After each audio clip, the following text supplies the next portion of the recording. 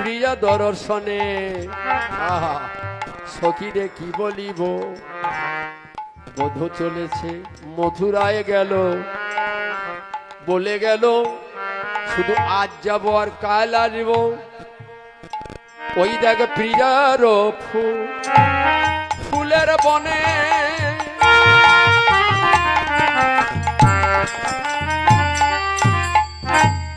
প্রিয়ার ভ্রমরা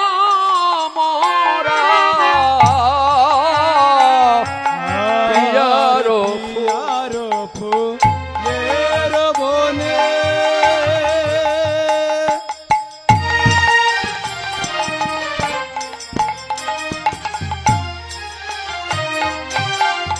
আরে প্রিয়ার ভ্রমরা প্রিয়া বিনে মধু না খাই ঘুরি বলে তারা। আর প্রিয়া বিনে মধু না খাই ঘুরে বেড়াই তারা। তারা ফুলে ফুলে ফুলে বেড়ায়, আর ফুলে ফুলে ফুলে বেড়াই তারা বাসি ফুলে আর বসে না রে, ফুলে ফুলে ফুলে বেড়ায়। জয় শ্রী রাধে,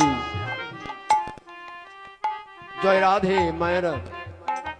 ওছেই ভগবান শ্রীকৃষ্ণ মথুরায় গমন করেছে, তা বৃন্দাবনের ভ্রমরারাও বুঝতে পেরেছে তারা না ও ফুলে ফুলে আর বসছে না কেন, তাহলে আমরা মধুর সঞ্চয় করে কারে খেতে দেবো, আমাদের প্রাণ গোবিন্দ তো ব্রজমণ্ডলে নয়। তাই বলছে ভ্রমরা বধূ মাংতে মধু বাসি ফুলে বসে না রে, ভোমরা বধূ মাংতে মধু বাসে ফুলে বসে না রে। দেখে দেখি ললিতা আয়া অভিশাখা তাকারি দেখ, ভোমরা গুলো ফিরে ফিরে ঘুরে ঘুরে বেড়াচ্ছে কিন্তু মধু গ্রহণ করছে না। আস্তে আস্তে করে একটু বাজাও। বলছে ভোমরা মধু মাংতে মধু বাসি ফুলে বসে না, কৃষ্ণ নেই তাই ফুল বাসি হয়ে গেছে। এবং আমরা মধু সঞ্চয় করেন, নরোত্তম ঠাকুর লিখলেন যে উদ্গার আর উচ্ছিষ্টে ভগবান সন্তুষ্ট। তাহলে আমাদের সনাতন ধর্মাবলম্বী যারা আছি আমাদের তো প্রত্যেকের ঘৃত মধু গঙ্গা জল এগুলো লাগে না পুজো অর্চনা লাগে তো। তা বলছে যে আমরা যে ফুলটা থেকে মধুর সংগ্রহ করে আমাদের এই কোষে এখানে রেখে যেয়ে উড়ে যেয়ে চাকের মধ্যে আবার ভরে রাখি, তাহলে এটা কি হলো, উদ্গার করে দিল না। এখানে বলছে যে উদ্গার আর উচ্ছিষ্টে ভগবান সন্তুষ্ট হয়। উচ্ছিষ্ট বলতে যেটা বাছুর যদি গাভীর বানে না লাগিয়ে দেওয়া হয় তাহলে তো বানে ঠিক মতো দুধ আসে না, আসে কি বাবা? তো নরোত্তম ঠাকুর বলল যে বলে উদ্গার আর উচ্ছিষ্টে ভগবান সন্তুষ্ট হয়, তাহলে আমরা সাধারণ ভাষায় বুঝবো যে তাহলে ভগবান এটাও খায়, উচ্ছিষ্ট খায়। রাধে রাধে। তো নরোত্তম ঠাকুর লিখলেন, বুঝিয়ে দিলেন যে যখন কোনো মৌমাছি বা ভোমরা মধু আহরণ করে এখানে ভরে নিয়ে চাকে উড়িয়ে এসে ভরে রাখে, তাহলে ওটা উদ্গার করে বমন করে ওর মধ্যে রাখে।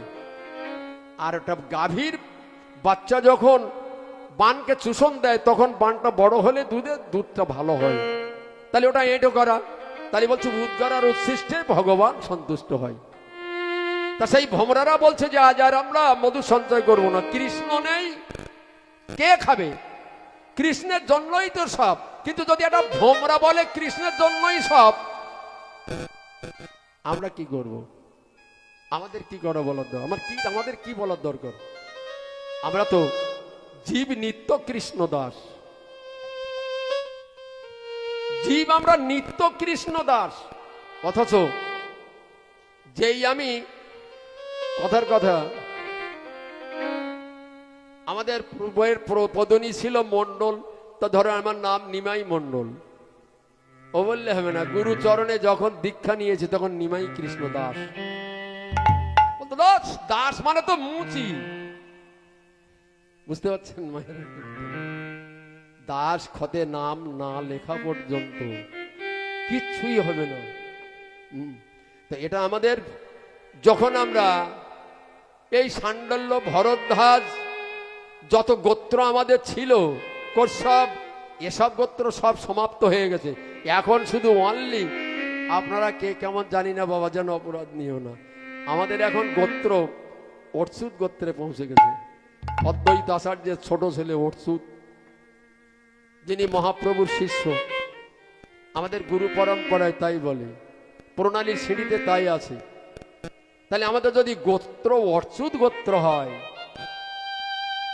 অচ্যুত গোত্রের কাজ কি এটাও আমাদের জানার দরকার আছে। কিন্তু আমরা হয়তোবা এই 84 লক্ষ জনই ভ্রমণ করে দুর্লভ মানব জন্ম পেলাম, এই ওরা সবাই দীক্ষা নিচ্ছে, চল তো একটু দীক্ষা নিয়ে আসি।